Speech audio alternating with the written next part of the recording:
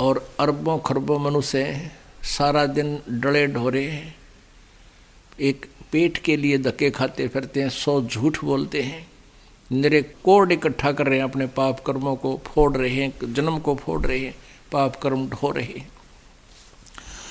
और आप जी को ये ज्ञान हो गया, आपके अंदर कितनी उमंग दी भगवान ने, आप काम भी छोड़ कर आते हो।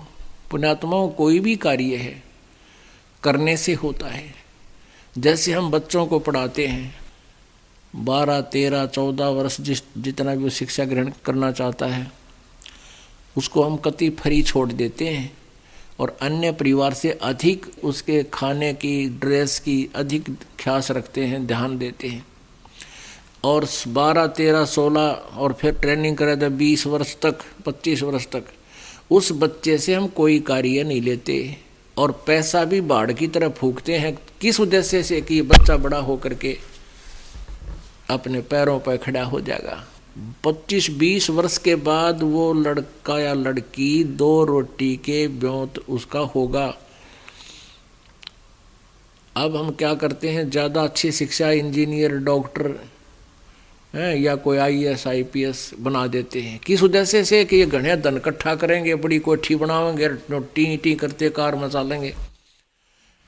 ये उसका दुश्मन होगा आखिर में, क्योंकि उसमें मान बढ़ाई आ जाएगी, माया की हवस बढ़ती चली जाएगी और होगा वही जो उसके भाग्य में है, पहले पूर्व निर्धारित है, वही बच्चे इन पोस्ट को प्राप्त होते हैं। ना तो सभी इसी उद्देश्य से पढ़ते और पढ़ाते हैं। तो हम परमात्मा के विधान को भूल गए, अपनी जीव संज्ञा सोच से हम नरे निकम्मे हो गए, हम अपने हिसाब से पापी हो गए, माया पुजारी हो गए, आपस में द्वेष हो गया, चतुर हो गए।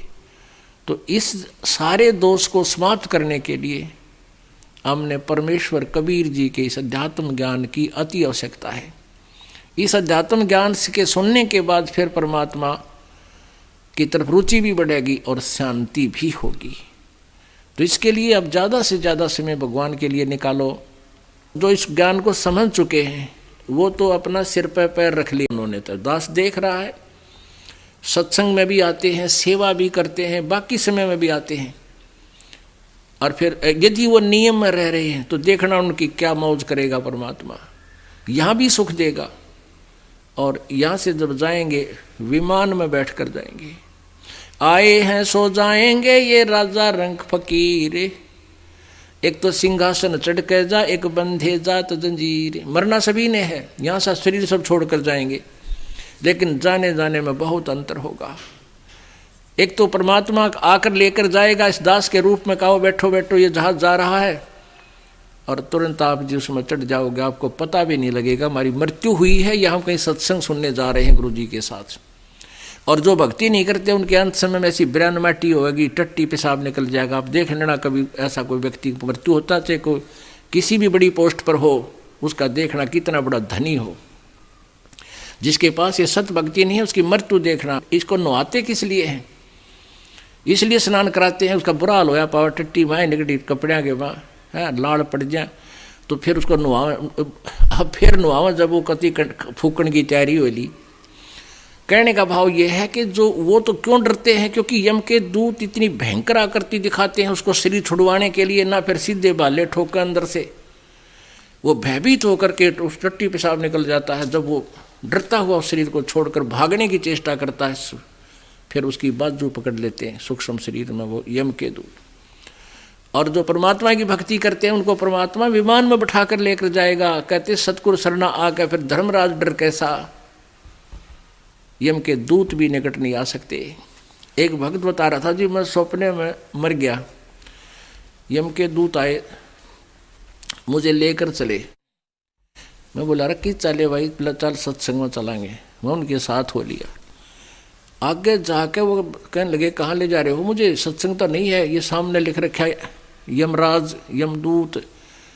ने बोला तुझे धर्मराज के पास पेश करेंगे, फिर तेरा बकल तारेंगे।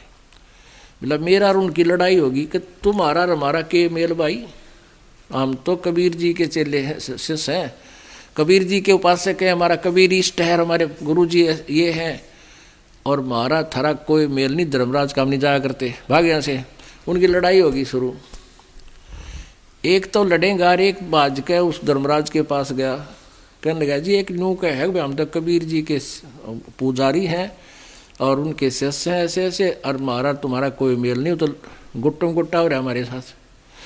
धर्मराज ने बोला रहा छोड़ दो भाई, क्यों मन नहीं मरवाओ तुम, जान दो उसको, कित लिए आए तुमने कम्यो।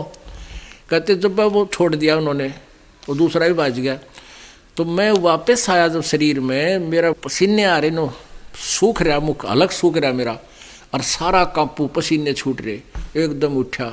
कहते कम से कम 2-3 गिलास तक पानी पिए, जब शरीर शांत हुआ, फिर मेरा जचीरे में तो मर गया था सचमुच।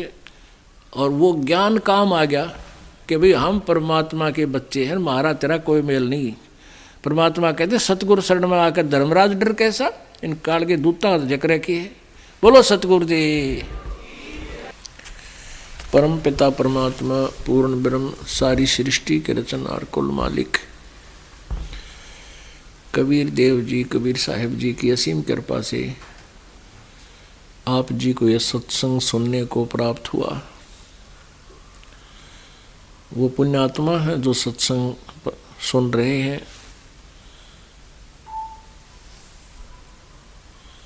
आज के कलयुग में किसी भी व्यक्ति को फुर्सत नहीं है, किसी भी व्यक्ति के पास टाइम नहीं है। ऐसे समय में आप जी के पास टाइम है, परमात्मा ने आप पे रज़ा की है। इस काल के जाल को आपके हृदय में उतार दिया, आप समझ चुके हो। लेकिन आप जी के पूर्व जन्म के संस्कार, आप जी के पूर्व जन्म के जो पाप हैं, जन्म जन्मांतर के, वो अत्यधिक हैं, कम नहीं है। और आप जी के पास भक्ति, शक्ति, पुण्य, ये कलयुग में पहुंच जाने के कारण बिल्कुल अक्षीण हो चुके हैं। क्योंकि सतयुग, त्रेता, द्वापर में ये पुण्यात्माएं अपने पुण्यों को समाप्त कर देती हैं। उन तीनों युगों के अंदर प्राणी ज़्यादा दुखी नहीं होते। सतयुग के अंदर लाख वर्ष की आयु होती है मानव की। अब विचार करो पुण्यात्माओं, वो लाख वर्ष का जीवन भी हम सभी ने जिया है, मनुष्य जीवन।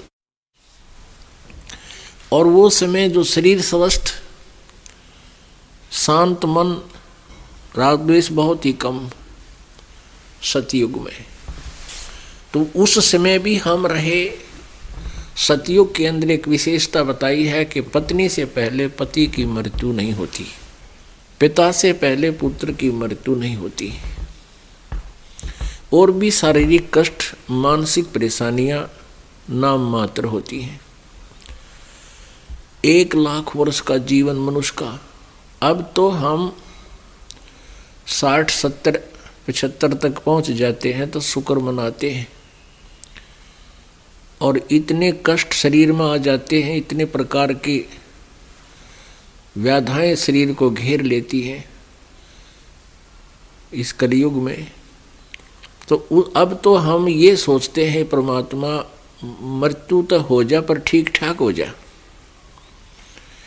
पहले तो हम जब तक युवा होते हैं, 50 साल तक रहते हैं, तो न्यू सोचा है वह मरा नहीं, और न्यू मन में हो कभी नहीं मरेंगे। और जब ये 70 पार कर जाता है ये पुरानी कलयुग में, फिर तो इसको कभी गोड्या में दर्द, कदे सिर भड़का, कभी दांत कंडम हो जाते हैं, कभी कोई और बीमारी, कदे गोड्डे ना उठ चले, कई प्रकार की व्याधाएं घेर लेती, आंखों से दिखे नहीं, शरीर अस्थि पिंडर मात्र रह जाता है। फिर पता चलता है कि वो व्यक्ति ऐसी बीमारी से ग्रस्त है, वृद्ध अवस्था में भुगत रहा है। किसी की कथा सुनते हैं कि वो इतने दिन तक भुगत कर, तड़फ कर, हाहाकार मचा के मृत्यु को प्राप्त हुआ। तो आज कलयुग में फिर हम ये सोचते हैं परमात्मा ठीक ठाक मर जावा, मरने की कोई ऑब्जेक्शन नहीं रहता, फिर बहुत ही कम। ये आशा तो होती है कि अभी ना मरें, अभी शायद और भी जीवन हो, लेकिन ज़्यादातर ये समस्या आ जाती है परमात्मा ठीक ठाक जीवन, ये सांस पूरे हो जा, हमारा समय पूरा हो। और जब हम सतयुग में थे, सतयुग में तो आखिरी सांस तक भी जीव बहुत ही स्वस्थ रहता है, बहुत आसानी से शरीर छोड़ जाता है। पिछले पुण्य इतने अच्छे होते हैं। जैसे आप जी ने एक आध प्राणी यहाँ भी देखा होगा कि ना वो भक्ति करता होता है, ना कोई धर्म पुण्य करता होता है, और मृत्यु 50, 60, 65 साल की उम्र में ऐसे हो जाती है कि श्याम न सोया था सवेरा मरा पाया। बहुत आसानी से, कोई तकलीफ नहीं, कोई कष्ट नहीं, कोई रोग नहीं था, तो मृत्यु को प्राप्त हुआ। उसको कोई दुख नहीं आया, क्योंकि उसके पिछले पुण्य थे, लेकिन वो सारे फिनिश हो गए, खत्म हो गए।